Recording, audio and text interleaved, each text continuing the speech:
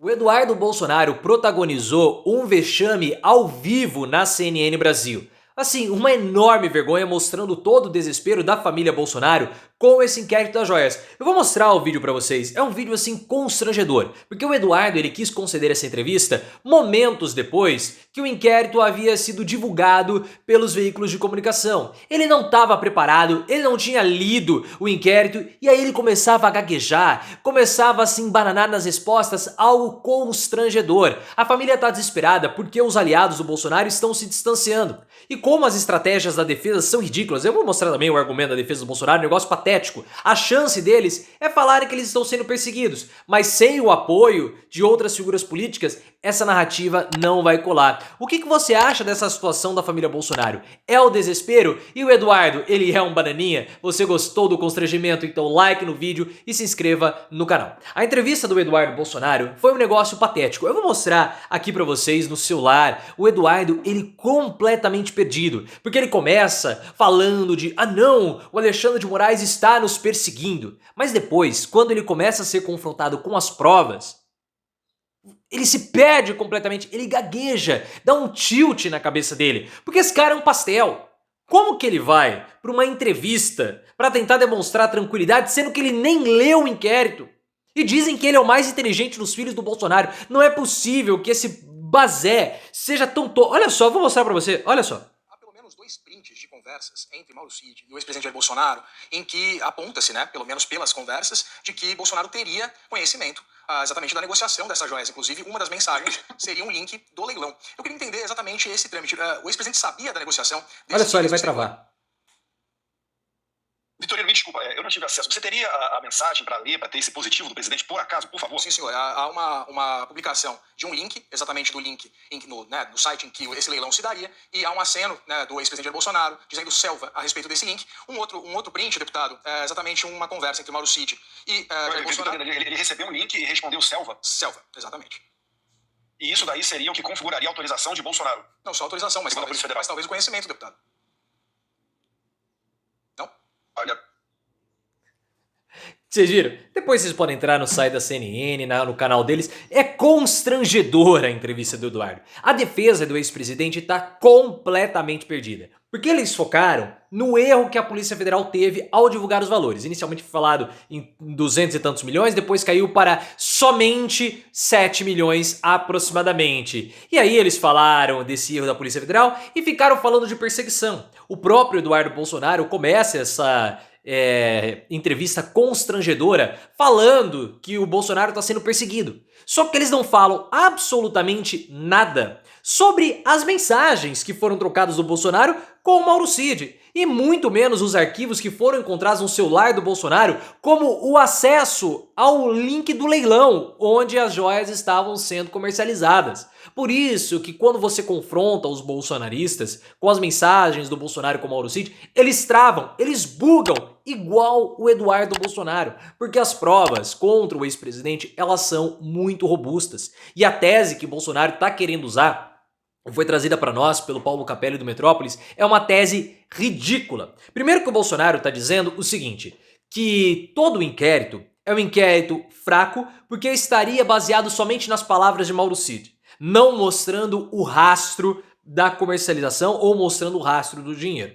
Essa é uma fala do Bolsonaro tonta, porque as provas que estão no relatório da Polícia Federal são contundentes. O Bolsonaro não fez uma movimentação bancária quando ele esteve nos Estados Unidos. Como que ele se custeou lá sem movimentar os recursos?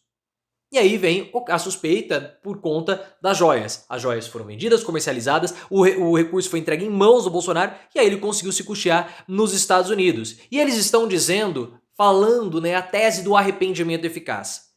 O que isso significa? Que Bolsonaro queria ter cometido o crime, mas ele não cometeu, ele voltou atrás. Então as joias foram recuperadas e por isso a pena não deveria ocorrer. O problema para o Bolsonaro é que o pai do Cid confessou que ele havia entregue o recurso em mãos do Bolsonaro. Tem a confissão do pai do Cid. Então não é somente a confissão do pai do Cid, tem a confissão do Cid também. E não é somente a confissão do pai do Cid, é a confissão do Cid. Tem a troca de mensagens do Bolsonaro com o Mauro Cid. E não é somente a confissão do pai do Cid, a confissão do Cid é a troca de mensagem. E algumas mensagens foram apagadas. Existem os arquivos nos celulares do Bolsonaro. O histórico de navegação do Bolsonaro. Mostrando que ele tinha ciência de tudo. E não é somente a confissão do pai do Cid, a confissão do Cid, os arquivos do celular do Bolsonaro, as conversas do Bolsonaro com o Cid. Existe a conversa do Mauro Cid com outros assessores do Bolsonaro. Não dá para o Bolsonaro escapar. Não dá. O medo da família está crescendo por conta do medo dos aliados do Bolsonaro. O Ricardo Noblado Metrópolis informou que o palanque do Ricardo Nunes, que é o atual prefeito de São Paulo, tá assim, sem saber o que fazer. O MDB não possui uma estratégia suficientemente boa para defender o Bolsonaro. Porque além do inquérito das joias, você vai ter o inquérito da falsificação e o inquérito do 8 de janeiro. O que o MDB tá dizendo é que o Bolsonaro ele só foi indiciado, mas não tem um julgamento contra ele. Mas não dá, porque o Guilherme Boulos vai usar a exaustão esse caso das joias para fustigar o Ricardo Nunes. Não que os votos do Nunes migrem para o Boulos, mas esses votos podem migrar para o Datena, tirando o Ricardo Nunes no segundo turno. É um desastre completo. O MDB não sabe como lidar com o Bolsonaro. E cada vez mais os aliados mais próximos do Bolsonaro vão querer se distanciar, provocando assim um enfraquecimento direto do ex-presidente. Porque nesse momento, o Bolsonaro não tem uma estratégia de defesa plausível. A gente está trazendo as estratégias do Bolsonaro. Primeiro ele queria falar de uma interpretação errada da lei para colocar como improbidade administrativa. Ele foi avisado. Não tem como ele usar esse argumento. Agora tá querendo falar de arrependimento eficaz. Não vai usar. A única chance que o Bolsonaro tem nesse momento, e é uma chance muito pequena, é ele falar que ele tá sendo perseguido pela justiça, que ele é um perseguido político, como ele tem dito há muito tempo.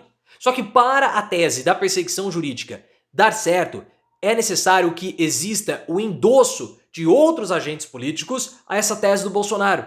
Só que como as provas são muito contundentes, ninguém vai querer ficar perto do Bolsonaro. Então esse endosso acaba perdendo força. A família Bolsonaro fica gritando sozinha. E eles têm as suas pretensões políticas, que ninguém sabe agora como serão afetadas pelo enfraquecimento do Bolsonaro ou pelos inquéritos que estão contra o Bolsonaro. Eles têm um plano de lançar todo mundo pro Senado, o PL e o Bolsonaro. Então, há o plano do Flávio disputar o Senado de novo pelo Rio de Janeiro, o Eduardo Bolsonaro disputar o Senado por São Paulo, deixando de ser deputado federal, e a Michelle Bolsonaro sair como senadora pelo Distrito Federal. O Carlos, para não disputar a vaga junto com o Flávio, para não disputarem votos, se bem que já houve essa especulação de dobradinha, ele deveria ou deverá sair como senador por Santa Catarina ou pelo Mato Grosso, que são dois estados que o Bolsonaro teve muitos votos. Mas a gente não sabe como vai ficar, porque há um temor imenso, claro, que haja, com o inquérito do Bolsonaro, com o indiciamento, com o enfraquecimento do Bolsonaro, que a família perca a blindagem que ela possui. Porque olha, se Bolsonaro foi condenado, por que o Flávio também não pode ser condenado? E agora nós vamos ter os desdobramentos do caso Marielle Franco, as investigações e o escrutínio ali em Rio das Pedras, onde a família Brazão possui os seus negócios, de onde Flávio também possui, fora todo o inquérito da rachadinha do próprio Carlos Bolsonaro. É desastroso. Bolsonaro afunda, definha politicamente e eu preciso cortar o meu cabelo, está muito comprido. Vou cortar sexta-feira, mas hoje ainda é terça. Mas sexta-feira o cabelo estará muito bem cortado. Tá gigante. Já era pro Bolsonaro, pessoal. Flávio vai ter que ficar gaguejando muito. Que patético.